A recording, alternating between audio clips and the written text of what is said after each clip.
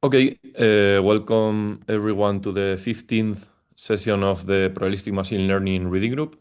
Today's session will be on causality, and we are lucky to have Fátima Sánchez Cobo from the Centro Nacional de Investigaciones Cardiovasculares, specifically from the Computational Systems and Biomedicine Lab. And the floor is yours, Fátima. Thank you so much for being here with us today. Okay, so thank you so much. Wait, let me see. Okay, just that okay. I was trying to hide the bar up there. Nah, it's fine. So as I was saying, thank you very much for inviting me, for giving me the opportunity to do some maths, because although I'm a mathematician by training, I work all my postgraduate career in a very applied field. So it's really nice to be able to come back to the actual maths behind many of the things we are doing. It's really cool. So David suggested that I present this topic because I'm working quite intensively on causal inference applied to the different things we do. As CENIC, we have some large cohort studies with a lot of observational data. And of course, observation descriptive findings are not enough in medicine. We really have to try to go to causality. And for that, I discovered some years ago causal inference, and that's why I became very interested on that, because I think it's a very good way to go in biomedicine right now. Randomized clinical trials, we will discuss about them at the end of the presentation, are useful, of course, for identifying causal relationships, but they are very expensive. And in COVID, for instance, it was obvious that they also take too much time. So to have statistical tools that allow us to infer causality from observational data, I think it's a very, very useful tool. And of course, the important thing is we have to understand very well all the assumptions that are behind this theory. And that's what I'm going to try to present you today. I hope it's not too basic for you. So the book is really cool also from Murphy. I really liked the way it's introduced. I'm only going to cover like half of the chapter because this is a very long chapter, but I think is quite enough for the topic. So I will start introducing why structural causal models are a useful tool in causal inference. Of course, I will give some formalism and also making the difference between structural causal models and counterfactuals. What is the difference with all the Julius-Pearl theory, which is actually also very useful in practical, in applied terms. We will just say something about how randomized control trials allow to make causal inference, but how real world is full of confounders, and how all these causal inference theories are allowing us to make causal inference from observational data. Probably you have been talking all through these sessions. I will try to have a look at the recordings because I'm sure it's also very interesting, more about machine learning as a predictive tool. And actually, if we just look at the formulation, it looks very similar. When we try to predict using machine learning, we use conditional probabilities, which are formulated like probability of a random variable y conditioned on some values of another random variable a. When we talk about causal inference, the formula is similar, but we have this do. I will go quite a lot into detail about this do. The difference is we are trying to predict the behavior, but under external physical manipulation or policy intervention. We are fixing the values of the random variable a that is supposed to be the cause. What is the effect of fixing that to a certain value on the outcome variable that would be y? And this, of course, it's a difficult task to do, and it's hard because we have many different joint probability distributions for the random variables A and Y that could be extracted and explain the data when the only data we are observing is observational data. Observational data alone, as I was saying, cannot differentiate between having just the joint probability distribution of two random variables. It's impossible from observational data alone to make a difference between the random variable A being the cause for the random variable Y, the random variable Y being the cause for the random variable A, or in the presence of confounders, like it can be a unknown random variable U that affects both A and Y. We just observe the joint probability distribution, and it's impossible if we don't make some assumptions to know which is actually the underlying scenario behind these variables. These are some very typical examples that I'm sure you have heard trillions times, but still to make the point, I think it's good to bring them here. Ice cream and drowning, these numbers are very much correlated. This would be the last case I was explaining. There is a confounding variable which can be unknown. In this case, we know this is the season. In summer, people eat more ice cream and goes more bathing, so there are more drownings. On the other hand, um, smoking and lung cancer, there is an actual causal relationship between these two variables. And yeah, just from the observational data, we cannot separate these two situations. Importantly, what makes a difference between the first and the second is that we cannot make any intervention on the ice cream that people eat that could have an impact on the drowning.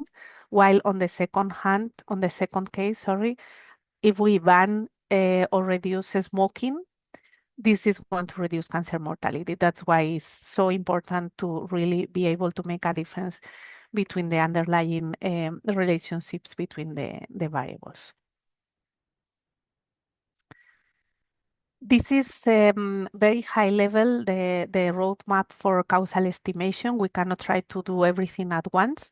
So first, we will define formally which are the quantities of interest, which are the variables that we want to really take into account and understand how the world changes under intervention. Then we will have to see how can we identify these quantities of interest to map the causal estimates to the quantities that we can actually estimate from the observational data. This involves coding causal knowledge. And finally, it will be the estimation itself. We have to estimate the observable quantity using finite data samples. This is what is going to be in our hands. And for that, we will use non-parametric and machine learning predictive models for the estimation itself. But before the estimation, there is a lot of work yet to do. Well, and actually, we will focus on how we are leveraging the average treatment effect, also called as ATE, or sometimes also called ACE, average causal effect. This is kind of the cornerstone of causal inference, to try to make a quantitative estimation of this amount. But as I said, we have many things to do before that. And I start talking about structural causal models. Structural causal models, I said it at the beginning, only from observational data we cannot make a causal inference among the underlying random variables from which this data has been generated. That's why we need to put some assumptions. And structural causal models are helping us to formalize these assumptions. I'm going to go through, well, the book actually uses a very nice example, in my opinion. That is the one we will be using through the whole lecture. We are going to consider four variables: smoking, it will be noted as A, lung cancer is Y, health consciousness H, and genetic predisposition G. Of course, automatically in our heads, we already know kind of the hierarchies among these variables. We are observing some data generated from these four random variables, and this data jointly has an observed probability distribution. Of course, we could choose a lot of different factorizations for this joint observed probability distribution.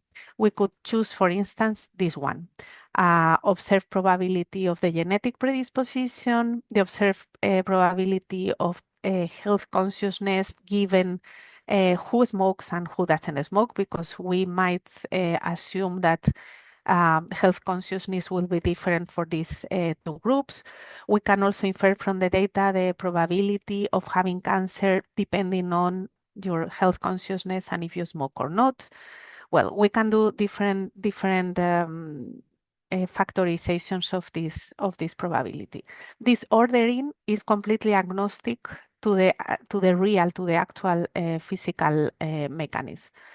For instance, health consciousness causally precedes and influences the decision of smoke instead of the other way around. Although the observed probabilities are actually different. We will come back to this later. So with structural causal models, what we are doing is we are trying to describe well this mechanistic data generating process with an ordered sequence of equations that, as I said, make sense from a causal point of view. So for instance, the genetic predisposition in principle is agnostic to the other variables. This is just something we are randomly inheriting from our parents. So it will have a random component, I will come back to this now, that is variability among individuals. But it will be not depending on any other variable. Health awareness or health consciousness, in principle, is also, well, we could hypothesize or philosophy, I don't know how to say. We could say that maybe health consciousness also has some genetic predisposition. In the book, they don't consider this, so it's also agnostic to the rest of the variants. Any of us has a different health awareness based on maybe many different things that are not considered here. The variable A, here we have already a fixed term. What would be the health awareness? If people are very aware of their health, they are probably not going to smoke unless they have some strong genetic predisposition for that. In this example, we consider that it's only dependent on the health awareness. And finally, the outcome, what we actually want to measure, that is the cancer prevalence. It depends on all these three parameters, and again, a random effect that will give variability for the individuals. So it comes down to a problem where we have four different functions that are fixed and describe the invariant physical deterministic relationships in the real world, and some random effects that are going to give us the variability between the different individuals mainly. So now we come to a factorization of the joint probability distribution that makes much more sense based on these relationships. So we will have a probability for the genetic predisposition that we can observe from the data. This is when we write this is because we are observing these distributions from the observational data. We have also the possibility to estimate the observational probability distribution of health awareness. Also, the conditional probability of smoking or not smoking depending on the health awareness. And finally,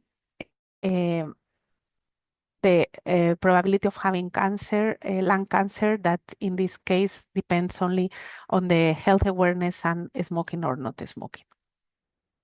And this is something we know how to deal with. We know how to sample to infer all these probabilities. What is the thing now? That now that we have a factorization that makes sense, that makes sense from the mechanistic interaction between our variables, we could actually set interventions. We are able to calculate the joint probability distribution. We are also able to calculate the marginals. We are able to calculate the conditionals, and we should also be able to calculate the interventional probabilities. And this is where it comes the difference with traditional machine learning or with Bayesian statistics. Here we have these two. So in this case, we are fixing the random variable A, that is who smokes and who doesn't smoke. What would be the outcome, the distribution of the outcome variable having lung cancer if we fix the the smoking variable to not smoking? Still, it depends on age, but let's see how does it change the factorization we have proposed before. This is what we call graph surgery. I will show you in a moment. In the moment that we set an intervention, like in this case we were commenting before, we said, for instance, the intervention is people don't smoke. In this case, the graph, the directed acyclic graph that we had changes, and all the parent edges that come into A are removed. And this is what is called a graph, what is called graph surgery, kind of taking the medical term. This is what is called graph surgery. I have skipped to make the leap between the one thing and the other, the definition of DAGs, directed acyclic graphs. We said a few minutes ago that we cannot make all these inferences only from observational data. We need knowledge. We need to augment our data by adding knowledge. And this knowledge can be represented through directed acyclic graphs or DAGs. Once we have these DAGs, if we set an intervention, is where we get this, when we do this graph surgery. In the moment we set an intervention in one of the variables of the DAG of the problem, we remove all the parent edges into A, and the definition and the factorization of the probability that we were seeing at the beginning changes. Before going to how it changes, I will tell you a few more relevant concepts. Well, this is just to make DAGs relate to structural causal modeling as probabilistic graphical models are related to probabilistic models. This, because I think you have been talking in previous sessions about these concepts, just to make a little bit the comparison. But as I said, three key concepts. Structural causal models follow obey Markov property. That means if we have a variable y that is a confounder and that has an impact both on x and z are independent given y. They also recall this separation, and this is actually wrong in this here. I don't know if you see my, could see the pointer. Well, you see my shadow. This should be a not independent. So if y is a collider, that's the opposite to a confounder variable. In this case, both x and z have an impact on y. In this case, x and z are not independent even if we condition on y. These three concepts are going to be important in all the mathematics that we are going to see after that. A little bit more on DAGs. In a DAG, we can find, for instance, from one variable, going from one variable A to one variable D, we have different types of associations. This is what we would just see from our data. What we said at the beginning of the class, we just see observational data, and there are many different types of associations that can be given for two random variables A and D. These kind of associations can be either through causal paths. If there is a directed ancestry, there is a directed path from ancestor A to descendant D. And in this case, this is what is very important. If we intervene on A, the probability distribution for D is going to change. The interventions on A actively propagate through the network to change. However, for non-causal paths, this is what happens with confounders. Whenever we have confounders, we have what it's called a backdoor path. This is a different way to go from A to D that we don't actually see directly. That would be the case, for instance, if we have a confounder that is C, we might have a way to go from A to D that we are not seeing from the data. In this case, since we have a backdoor path and not only a directed ancestry or a direct path, interventions on A do not change D because there are other ways to come to D from A. Still, this doesn't mean that the effect of an intervention on A has no impact on D. Of course, there is an impact because this information is carried out through the indirected or non-causal path.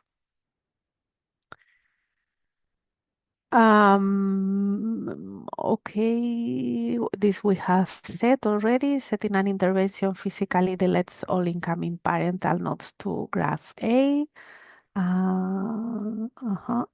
That would be the example with the data we are discussing of the causal graph G and the surgery graph, the interventional graph. Here we had assumed that health awareness and also smoking are both, and also the genetic predisposition, they are all having an impact on the outcome, having lung cancer, and also that the health awareness has influence on if people smoke or do not smoke. If we set an intervention on smoking, we want to see what would be the prevalence of cancer if no one was smoking, for instance. If we set this intervention on A, automatically, this is the graph surgery, the parent age, the edge from H to A disappears. As we said before, this changes the factorization of the joint probability distribution. That would be the difference down here. I guess you see what I'm, that would be the difference between conditioning versus intervening in terms of the matrix factorization. That would be conditioning. Okay, I want to know what is the joint probability distribution. Well, at the end of the day, I want to know what is the probability distribution of having lung cancer based on all the variables. We condition to those that do not smoke, and that will be the factorization. Still, the probability of we would calculate the probability of health awareness in a different way from those that smoke and for those that do not smoke. That's the difference with the do or the intervening matrix factorization. The joint probability distribution, now we have cut all the parents that go to A, and this means that we can use simply the marginal distribution calculated from the observed data for the genetic predisposition, for the health awareness, and of course we still condition here on smoking or not smoking, but this term here has changed. I went a little bit fast on this because I skipped what I said at the beginning is the key element that we try to infer in causal inference, that is the average treatment effect.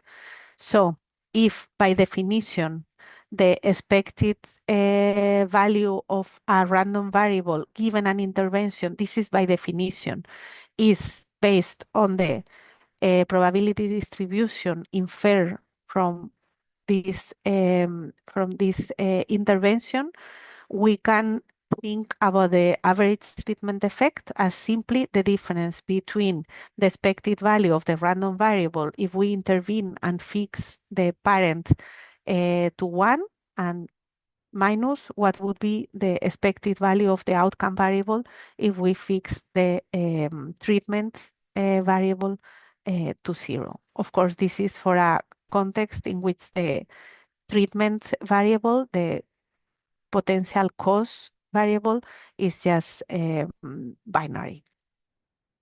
This would be the definition, and I hope it was clear how how is different conditioning versus intervening going through the graph surgery part.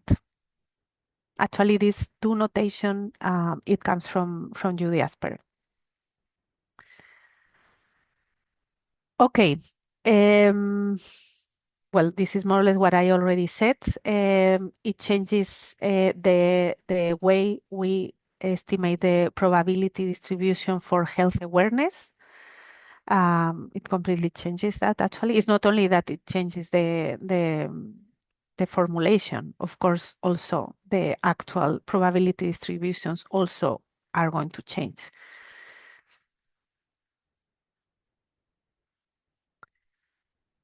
And yeah, somehow here we come back to the beginning to reinforce the message that there are too many potential joint distributions that we can infer for a set of random variables just looking at observational data, and we have to use these structural causal models. But the problem is there are also many different structural causal models that could explain our data.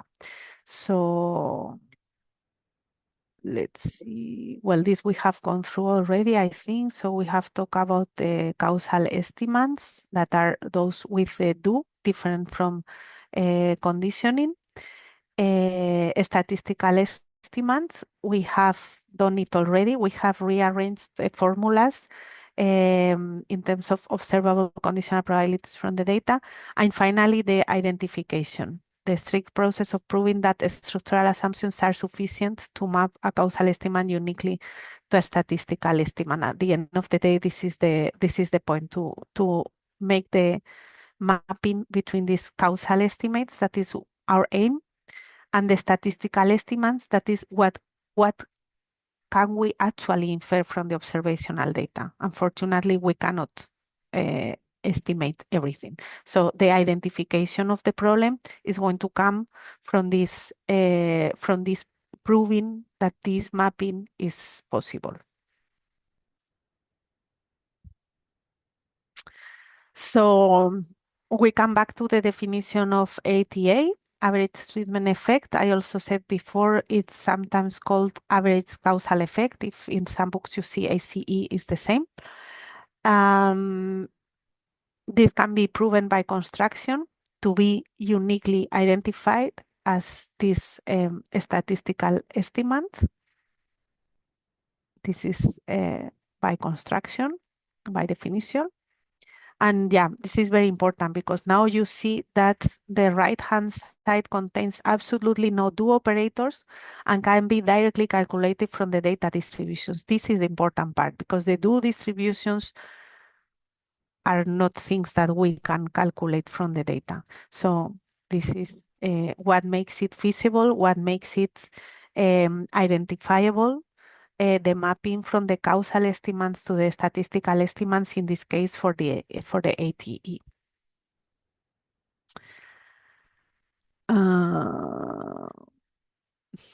I think this is actually one of the messages I take from after reading the chapter. I think this is very, very important because many times I'm faced by non-mathematicians, non-statisticians, mainly from medical doctors, for instance. They confront me with the assumptions. So of course, if all the assumptions that you are making are not true, the results of your causal inference are also not going to be true. And this is of course a valid argument. what is the problem? If we were able to test the assumptions, we would directly have the causal inference. So this is a little bit the ill-posedness of causal inference, and this is something we have to learn to deal with. Of course, mathematically, everything is very robust, but everything relies on many different assumptions. It's the same problem with Mendelian randomization that is being applied now all over the place. And of course, if the assumptions don't hold true, the inferences you are making are probably not true. But I think this is a very interesting message. You cannot completely prove these assumptions because otherwise you would be already proving the causal inference.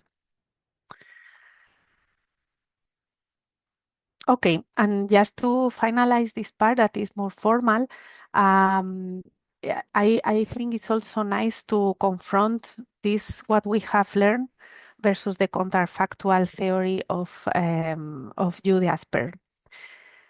We have by now gone through observational queries. This is just an association between variables. Are smoking and lung cancer associated, for instance? Thanks to structural causal models help us answer all three of them. But observational queries we could also solve in different ways. Structural causal models help us also to solve or to answer interventional queries like not only is there an association, but how much does smoking increase the probability of cancer in a given population? That would be the interventional query. And we also have the counterfactual queries. These are also becoming extremely important in medical research. Would one specific person have had developed cancer if she hadn't smoked? This is counterfactual queries. You can already see, of course, the difference between observational and interventional queries is very clear, and we have gone through it in the previous slides. But I think it's also now with these questions kind of obvious what is the difference with the counterfactual queries. Well, one of them, this goes at the individual level, while the interventional queries work at the population level. Also, interventional queries are kind of prospective, evaluated with marginal potential outcome tracking, while counterfactual queries are kind of retrospective. They are also individual level queries, but it says how a past event would have changed what has actually happened already. With interventional queries, it's more prospective. If we manipulate one of the variables, if we intervene and fix one of the variables to a certain value, what would happen in the future? So there are these two differences between counterfactual theory and more structural causal models for causal inference. Actually, I've seen in Twitter, I don't know if you have seen that, quite a lot of fights between, for instance, Julia Pearl and Miguel Hernan. One is more DAX, Miguel Hernan, Julia Pearl is more counterfactuals. At the end, these are two different tools to make causal inference from observational data. Potential outcome notation. So again, until now we had never seen Y's for individuals, and here we start seeing specific probability distributions for individuals given their specific, for the outcome, given the specific vector of parameters for that given individual. This is a little bit the difference also in the notation.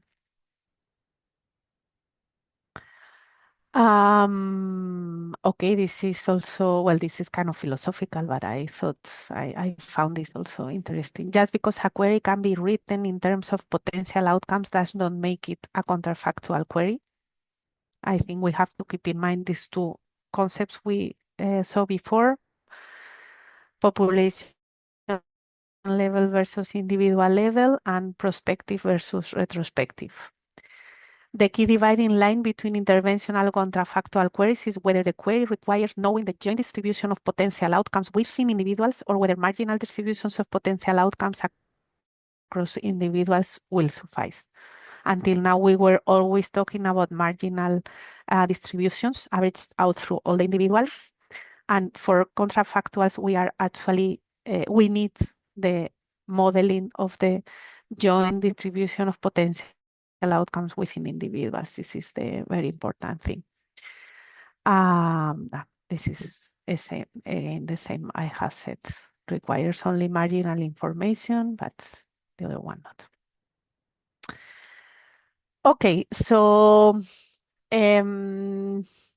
randomized control experiments, control trials. Of course, we are talking about making causal inference from observational data. But if we had the possibility to remove all potential confounders and we were very, very clear about the relationship between two variables, one treatment A and one outcome Y, with no confounders, if we were able to really isolate this relationship, we could do inference straight away. And that's what randomized control trials try to do. In those cases, the do conditional is the same than the conditional distribution. The interventional, this is the interventional distribution, sorry, is exactly the same that the raw observational conditional distribution. That's why, of course, we can particularize all the interventional probabilities theories to observational conditional distributions in the case of a randomized control trial. Everything is very trivial. It still holds, of course. That would be the definition of ATE, average treatment effect in a randomized control trial. That would be the definition. So quite easy to estimate. And if we talk about sample estimators instead of about expectations, well, straightforward to calculate the mean, the sample from the mean value for these expected values of the two distributions. This is kind of trivial. As I said at the very first beginning of the presentation, the problem is that this is not really easy to achieve. It's expensive, it takes a lot of time, and also it's not very realistic because it's really hard to be able to know beforehand which are all the potential confounders. These kind of studies are very complicated. It's difficult to know all the potential confounders and not to have some kind of selection biases in which, although in theory individuals are, sorry, I forgot to say the definition of randomized control trial is individuals are completely assigned to the different groups, treated and non-treated, for instance, completely at random. The problem is that this completely at random is hard to manage. There are many confounders and many times you think you have done it completely at random. Of course, you take into account different characteristics of the individuals, but there might be some selection biases that you hadn't thought of and that are then not really making that easy, this inference of the ATE, for instance.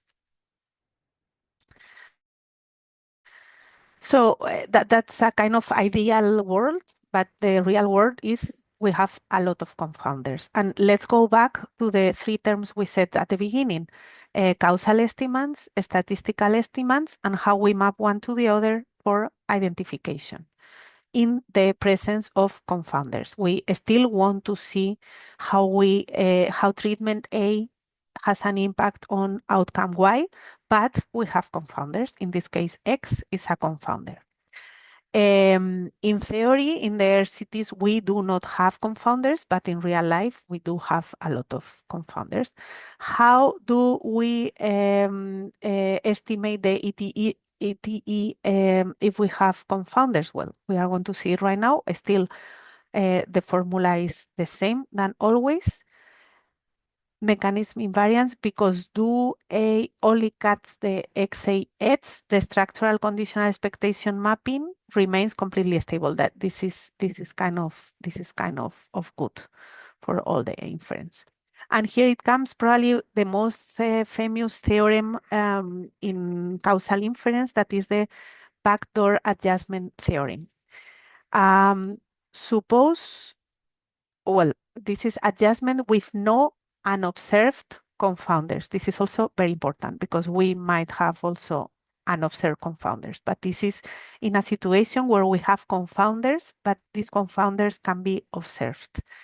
Suppose X contains all common causes of A and Y, and no variable in X is caused by A or Y.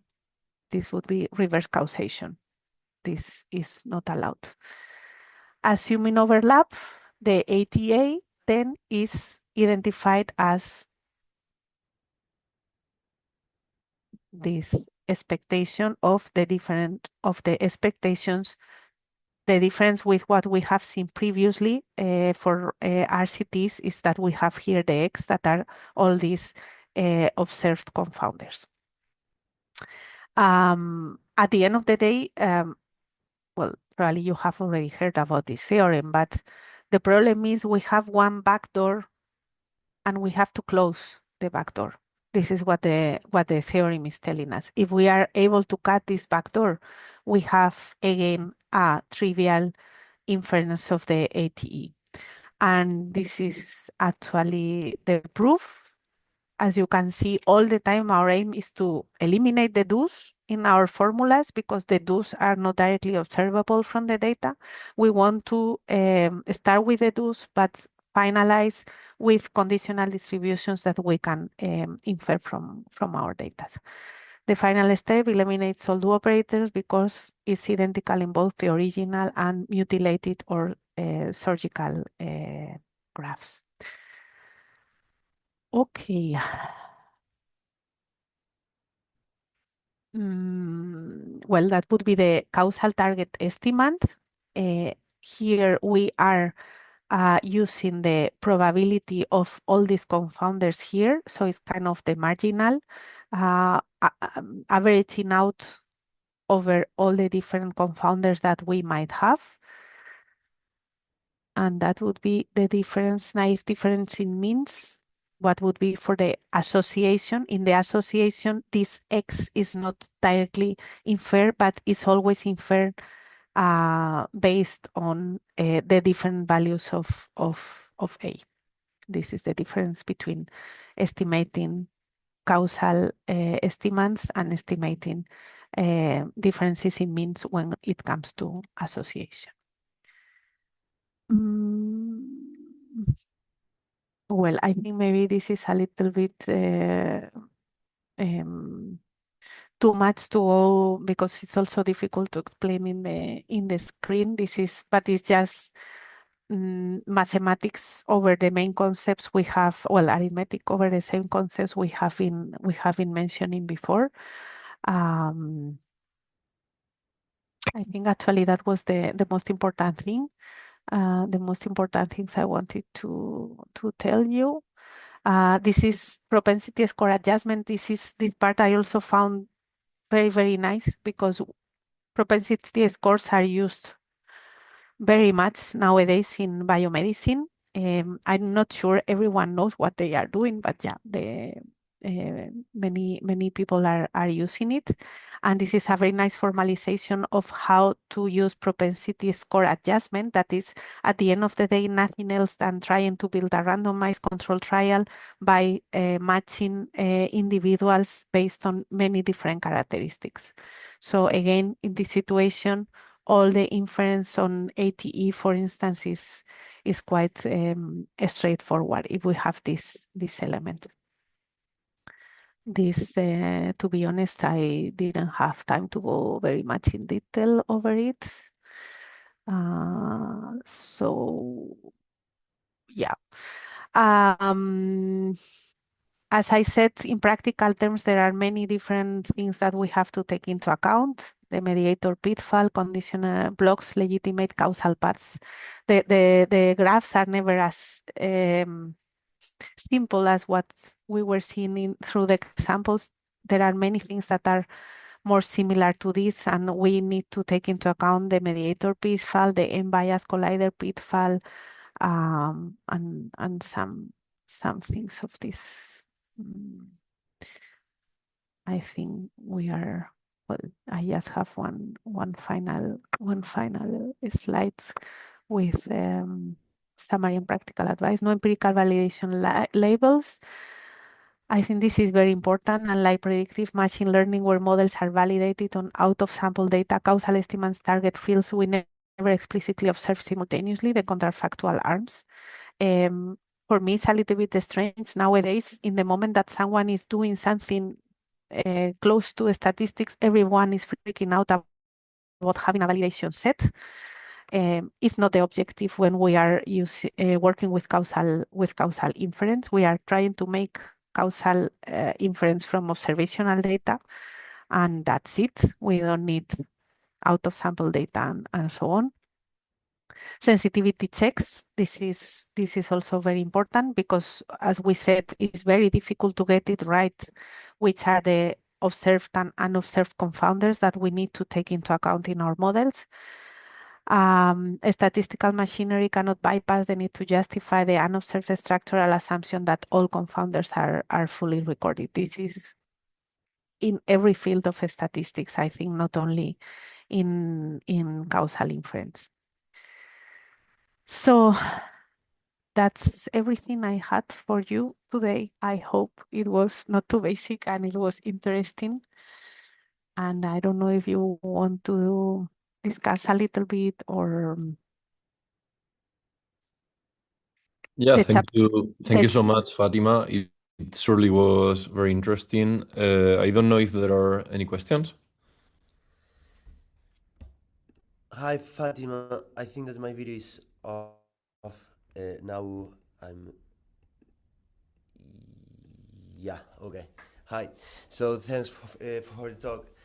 I wanted to ask you about your opinion on debate, which is that uh, so in Bayesian statistics we place a prior on parameters, right, including the ATE, for example. So, up to what point is identification compatible with Bayesian stats, in the sense that there's never going to be a point number identified by the assumptions you place, because you will always end up on a distribution. distribution. Yeah, yeah. I hadn't thought about this in this way, but I think, of course, you are right. You might end up with a distribution, what would make it much closer to Bayesian inference.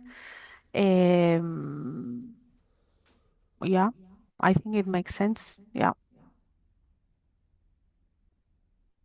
I thought you were going to ask me more about the prior things, uh, because it's true that here everything is sampled from the data, from the observational data. I don't know if there is Bayesian inference for causal inference.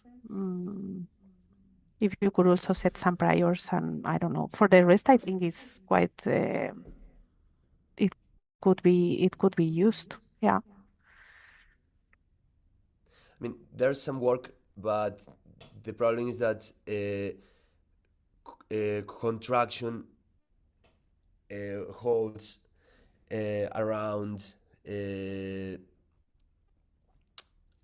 mean, so if identification Mm, holds according to frequentist stats, mhm. then the posterior should contract Yeah. under consistency around the ATE, Yes. but this will never happen. So that's why I asked you, like, what's your opinion on this uh,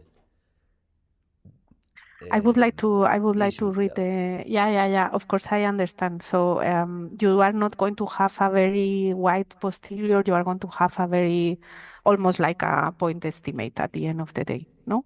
As Yeah. you are saying. I don't know. I should have a look at this work, but I mean, a priori, I think it should be, can be something interesting. because at the end we are moving in the world of the, we want to make inference about things that we cannot observe. For instance, maybe Bayesian inference is closer to contrafactuals, because also all this issue with the, at the end of the day, is an estimation of missing values, and this is something that Bayesian inference is very good at. So I see probably Bayesian inference closer to contrafactual modeling than to what we have seen today with the DAX and so on.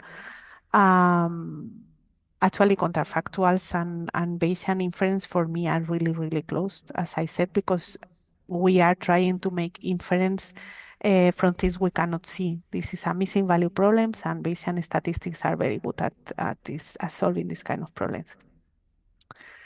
For the SCMs, inference of ATEs, I don't know. It would be interesting if you send me this work and I can have a look.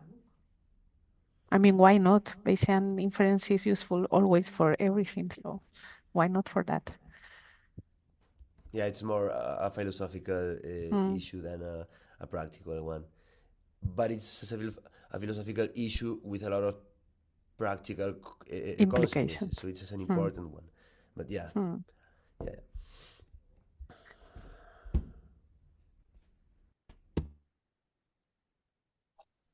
David. Yeah, thanks, Fatima, for the nice talk.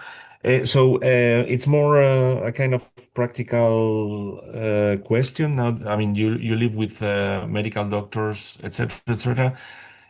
Do they accept well these ideas? Do they understand them? Could you comment if it's possible? You are recording this. No, well, No, I'm just kidding. No, they don't accept them very well. But in general, I mean, everything what is about making inference, well, medical doctors and also biologists, everything what they cannot see with their eyes is difficult to believe. And at the end of the day, we are working with just a lot of different numbers, and all of the sudden we are coming up with causality, what for them has always been linked to animal models and doing some experiments to see if this is actually something causal or not, or randomized clinical trials. Animal models for the basic scientists, and randomized control trials for the medical doctors.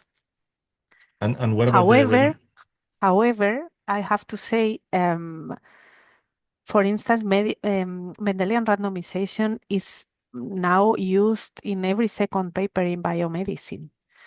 So they don't completely believe in it, because of course also they don't understand how is it possible that we are doing this. They don't understand what is behind, and it's hard to believe for them. I think it's also a fair point. Um, but they are kind of embracing it because, of course, there is a lot of regulation of animal models. Clinical trials are super expensive. So it's a little bit like the same I feel with AI. They don't really know how it works, and they see a lot of gaps, but they know they need it somehow.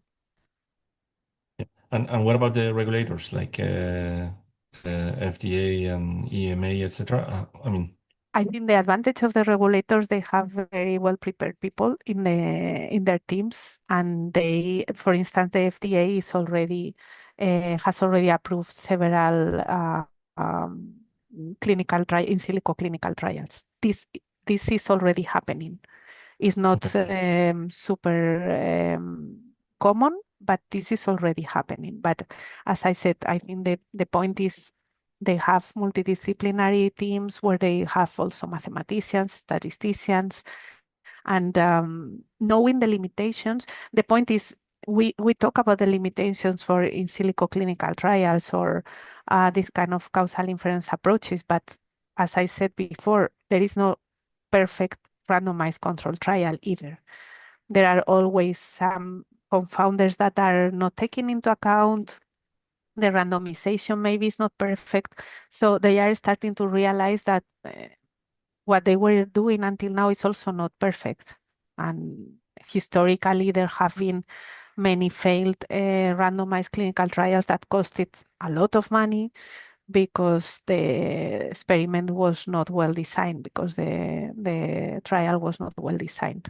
This, I think they are already getting used to this thought. So it's still hard, but regulators are already giving green light to many of these in silico clinical trials, and they realize with our help, of course, it's still very important to be, first of all, that they are trained also in statistics, machine learning, and so on, so that they also know the limitations. It's getting much better, and I see a bright future ahead. Right. I don't know And if I'm pharma, close to pharma companies? they are also embracing this, yeah, more than maybe Okay. in public, because of course the point also in economical terms, if you fail with a randomized clinical trial because it was not well designed, you lost really a lot of money. This doesn't cost money. It only costs us time. Well, it costs money, but not as much. Sure. So this is a big advantage. Okay. Thank you.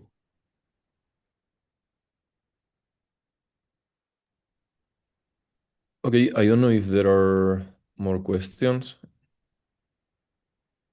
Mm, Okay, maybe I have a quick one. So you mainly said that there are like very common pitfalls that are very related to not knowing what the confounders are, or what is the structure of the confounders sometimes. Mm.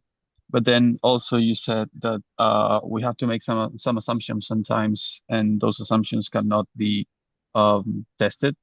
So does it in the end, does causal inference in the end become some kind of approximation of some assumption that we made, or like when is it clear when do we make the assumptions, and when do we make the approximations, or is it everything a bit mixed? And I think I do think it's clear. I think it lies in this statistical versus causal estimates. So first you put the causal estimates there, the assumptions are super important, and then you try to see if you can, these assumptions, you can actually make inference from this from the observational data that you have. So I think it's not so mixed as it. Maybe I have said it more mixed than it is. I think it's well separated, I no, would yeah, say. but what I'm trying to say is that okay, you have some statistical tools if you rely on certain causal structure, but that causal structure requires some Assumptions. assumptions, right? Mm. Is there a way of proving or not proving, like proving those assumptions wrong from observational data, or there's actually no way, or are there some proxies to go in that direction of proving Yeah, some yeah, yeah. assumptions or others wrong? I know it's the main part of causal inference, of course, and that's the big issue of identifiability, but um, I also understand that Mm. it's a field that is very active. So I'm guessing that people do try to prove some assumptions wrong, or just argue this is an approximation, a proxy, or something like that. That's what Yeah, it's yeah, only an yeah. intuition. I don't know. Hmm.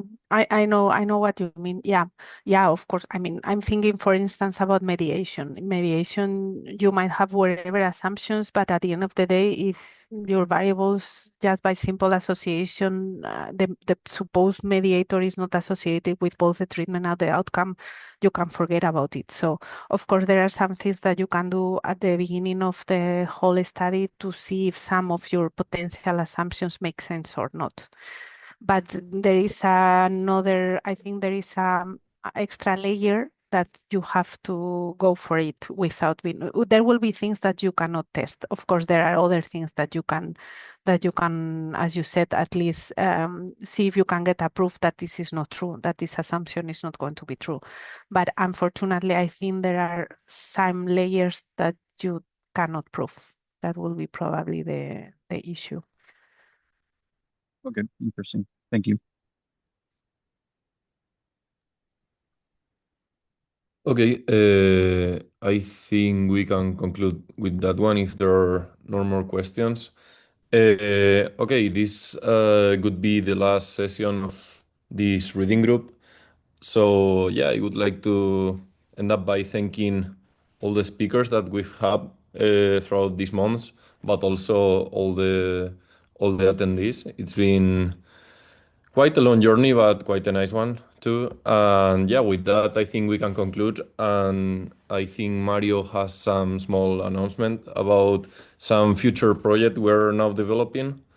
So yeah, let you I'll let you do it. Thank you, Pablo. Is it on?